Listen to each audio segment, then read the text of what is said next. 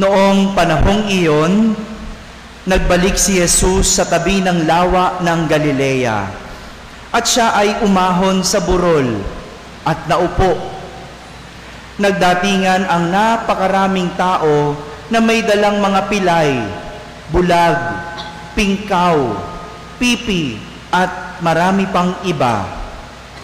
Inilagay nila ang mga may sakit sa harapan ni Jesus at kanyang pinagaling sila.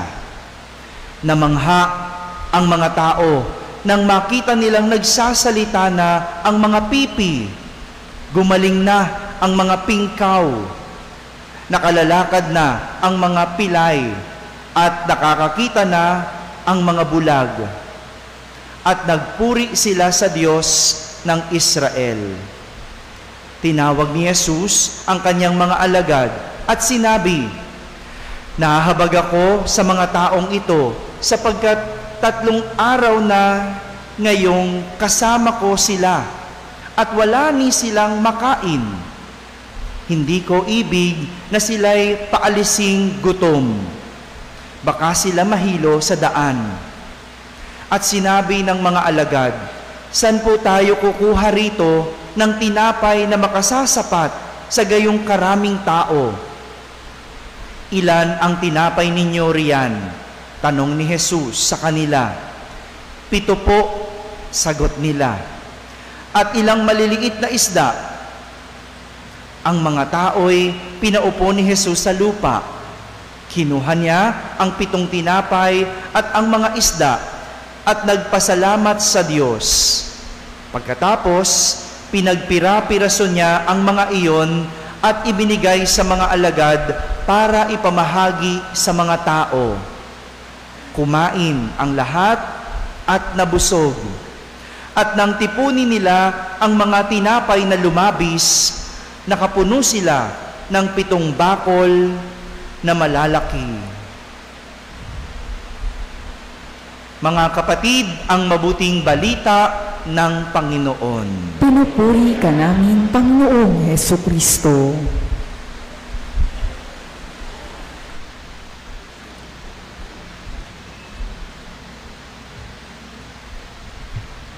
Isang mapagpalang gabi po sa inyong lahat.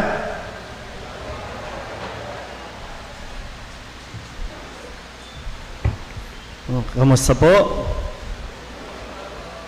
Tayo po ay nasa ika-7 araw, ika-8. Yan. At least attentive kayo, no? Not ako kompleto nyo. Ika-8 gabi na ng ating pong pagnunobena para sa karangalan, no? Dakilang kapistahan ng paglilihi kay Maria. Pwede ba natin palapakan ng Panginoon?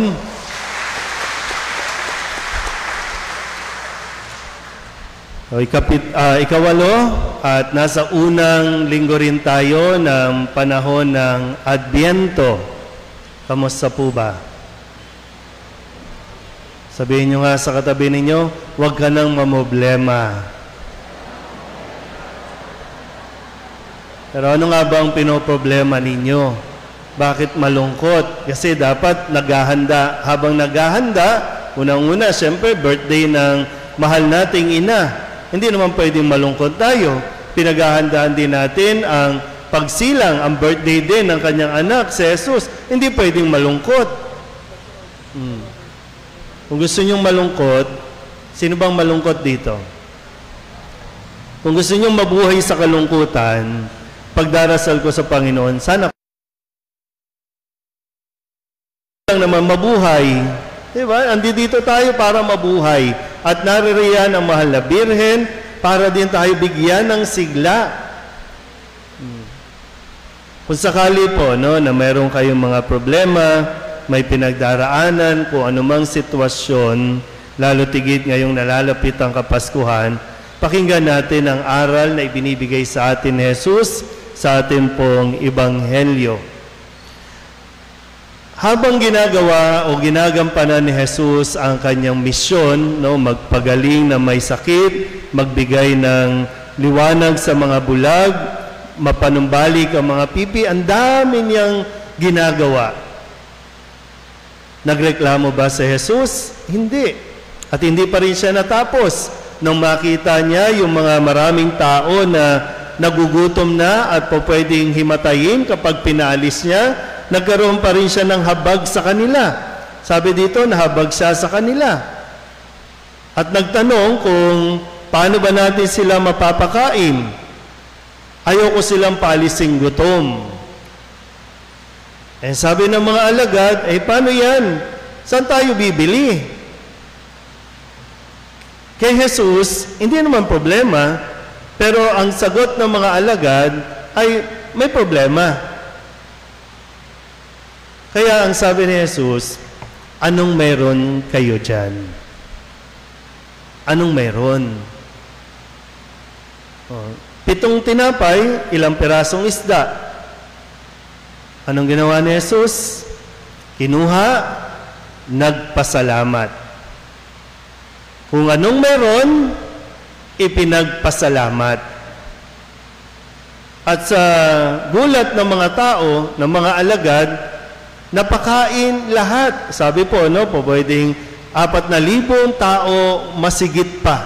Pero napakain at mayroon pang natira. Mayroon pang mga naipon doon sa pinagpira-piraso na ipinagpasalamat. Sabihin niyo nga po, salamat Panginoon. Ang Diyos natin hindi mauubusan. Ang Diyos natin kahit kailan hindi naging madamot sa atin. Kaya wala isa man sa atin dito ang magsasabing wala kang natanggap sa Diyos. Hindi mo lang tiningnan, hindi mo lang nakita yung kung anong meron, kasi ang madalas mong tinitingnan ay kung ano ang wala. Kaya imbis na magpasalamat, nauuwi tayo lagi sa reklamo. Imbis na magpasalamat, nauuwi tayo sa inggit. Bakit sila mayroon? Ako wala. Ano ngang meron sa inyo? Yun yung magandang makita natin Anong meron sa inyo? Bakit hindi ka mag-focus dyan? Namomblema ka na ngayon, papalapit na naman daw ang Pasko. Namomblema ka na kasi kailangan bang bumili ng bagong damit? Yun ba yung magpapasaya sa iyo? Sana yung mga kabataan dito, yung mga sakristan natin, gulatin nyo mga magulang ninyo, huwag na kayong magpabili ng bago. Kasi mayroon naman. Pag binuksan mo ang cabinet mo, ang aparador mo, mayroon ka namang maisusuot. Pinoproblema ng mga nanay, pinoproblema ng mga magulang, ano ang ihahanda sa Pasko? Ano bang mayroon? Mamamatay ka ba pag Pasko na hindi ka kumain? Sa buong taon na nararanasan natin, kumakain naman tayo araw-araw. Kaya masyado tayong nagpapa-apekto sa sinasabi ng mundo na para maging masaya ang Pasko, kailangan mayroon ka nito, mayroon ka niyan, katulad ng iba. Wala ka nga nun. Anong mayroon kayo?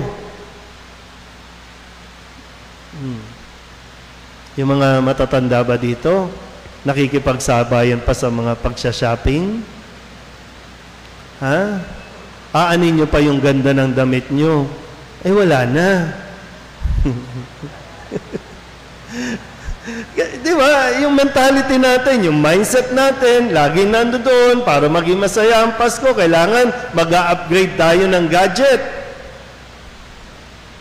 Para maging masaya ang Pasko, kailangan meron kang hamon, meron kang ekselente. Mahal yun. Wala ka nun. Meron namang dyan. Kung ano yung kaya. Nakalimutan nyo na ba yung tinuturo sa atin noon ng matatanda? Habang maikli ang kumot, matutong mamaluktot. Bakit makikipagsabayan ka? Ayan tuloy, nai-stress ka, yung iba na uuwi sa anxiety, depression, magpapasko, may anxiety ka. Bakit? Dahil lang wala ka ng mga bagay na inaasam mo na dapat meron ka rin at dinidiman mo na meron. Tapos magdadasal ka, lungkot-lungkutan ka sa Diyos, Lord, kawawa naman ako. Tapos imbis na masaya ka sa araw ng kapanganakan ng mahal na birhen, lungkot-lungkutan ka din, papampam ka rin eh.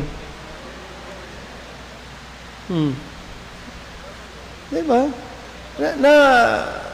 Kailangan kasi maging aware tayo sa kung ano yung nagiging pag-uugali natin. Kasi wala naman dapat problema, pero gumagawa tayo ng problema. Sinanay niyo yung mga bata. Bata pa lang, dapat bago, dapat may laruan, dapat kailangan ba talaga pag Pasko lang? Pwede ka namang magbigay ng September, October. Sino dito ang nag-birthday na? Taas ang kamay ng mga nag-birthday na. Uy, January to November. Walang pinanganak sa inyo. Lahat kayo December? Oh. Hindi pa kayo nagkaroon ng bago nung birthday nyo? Ang kawawa naman kayo. Sige, sana ka magpasko na para may bago. Diba? Isipin nyo nga, masyado tayo nagpapa-apekto kasi sa mga pino-promote, sa social media, sa TV, yan, yung kaibigan nyo. Pero sige, tingnan natin, anong meron kayo?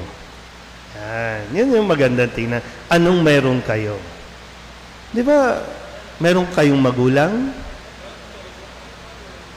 Di ba meron pa kayong kaibigan? Wala kang jowa, pero may kaibigan ka. Oh. Anong meron kayo? Nandiyan dyan yung pamilya ninyo. Yung iba nasa abroad, pero kayo nandiyan dyan. O anong meron sa inyo? Nandiyan.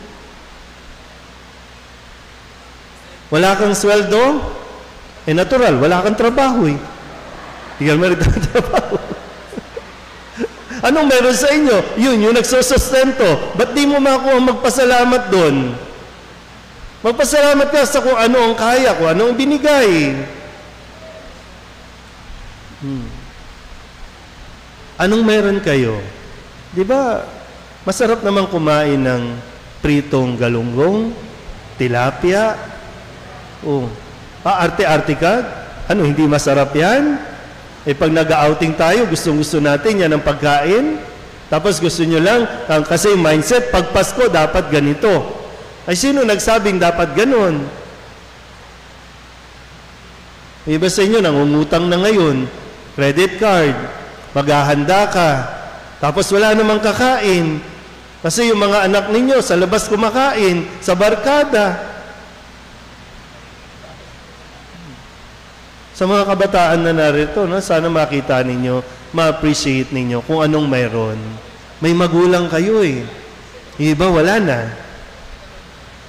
Tapos magdidemand. Bawas-bawasan din. Gulatin nyo rin na okay lang na wala silang, wag silang bumili para sa inyo. Okay ba tayo? Okay ka na? Diba? Okay naman talaga tayo. Mas pinipili lang talaga natin hindi maging okay. Pero okay naman talaga eh. So, tingnan natin. Anong meron si Maria? Wala siyang kaharian, wala siyang korona, wala siyang yaman katulad ng iba. Anong meron si Maria? Si Jesus. Anong ibinigay ni Maria? Si Jesus. Nakasentro lagi ang buhay niya kay Jesus. Kaya, kahit hindi siya yumaman, hindi siya natira sa palasyo, okay siya. At naturuan niya si Jesus. Kaya nga, sa Ebanghelyo, narinig din natin kung paano siya mag-alala, kung paano siya mag-isip din sa kung ano ang maibibigay niya, hindi sa kung ano ang matatanggap niya o kukunin niya. Tinuturo sa atin din yung hindi tungkol sa pag-accumulate ng mga bagay na akala mo magpapasaya. Pero yung tunay na magpapasaya ay kung paano ka nakakapagbigay o paano ka nakakapagbahagi. Ulitin ko, wag na wag mong sasabihin na wala kang maibibigay. Kasi kapag sinabi mo yan, ibig sabihin din, walang ibinigay ang Diyos sa iyo. At hindi totoo yan. Yung malusog ka nga lang ngayon Di ba? Pero hindi mo na-appreciate. Yung hindi ka nagka-COVID, yung nakaligtas ka sa COVID, hindi mo na-appreciate. Yung magandang kalusugan, anong meron sa inyo? Ngayon, maraming nag-aagaw buhay, maraming nakikipaglaban sa buhay, humaba pa ang buhay.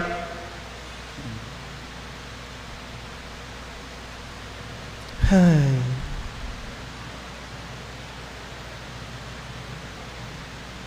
Yan. Anong mayroon sa inyo? Yung saya. Yung ngiti. Na hindi kinakailangan magbayad, hindi kinakailangan gumastos. Yung saya, nasa sa iyo yan Dahil yun naman talaga yung dulot ng Panginoon. Yan ang dulot ni Jesus na ibinigay sa atin ni Maria. Yung joy, yung saya, na huwag mong hayaang mawala. Kasi yung lungkot, yan yung nagpapapigil sa iyo para tumulong, para magbigay. Yan yung nagtuturo sa iyo maging makasarili. Ako lang.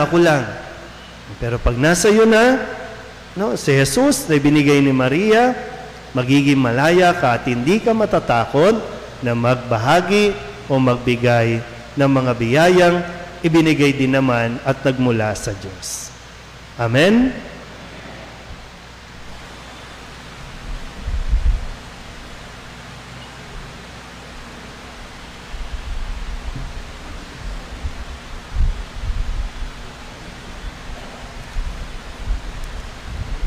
Sa himala ng pagpapakain,